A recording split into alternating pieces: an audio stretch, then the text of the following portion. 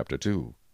Again there was a day when the sons of God came to present themselves before the Lord, and Satan came also among them to present himself before the Lord. And the Lord said to Satan, From where do you come? So Satan answered the Lord and said, From going to and fro on the earth, and from walking back and forth on it.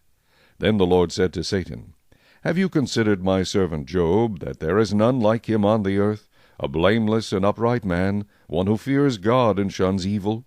And still he holds fast to his integrity, although you incited me against him to destroy him without cause.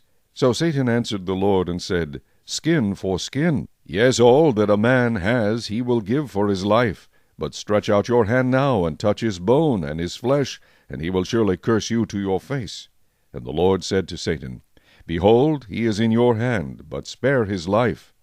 So Satan went out from the presence of the Lord, and struck Job with painful boils from the sole of his foot to the crown of his head.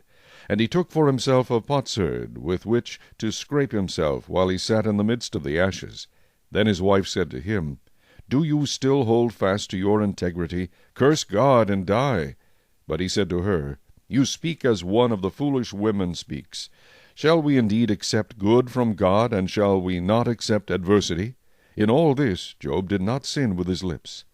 Now when Job's 3 friends heard of all this adversity that had come upon him, each one came from his own place, Eliphaz the Temanite, Bildad the Shuhite, and Zophar the Naamathite, for they had made an appointment together to come and mourn with him and to comfort him. And when they raised their eyes from afar, and did not recognize him, they lifted their voices and wept. And each one tore his robe, and sprinkled dust on his head toward heaven. So they sat down with him on the ground 7 days and 7 nights. And no one spoke a word to him, for they saw that his grief was very great. Chapter 3.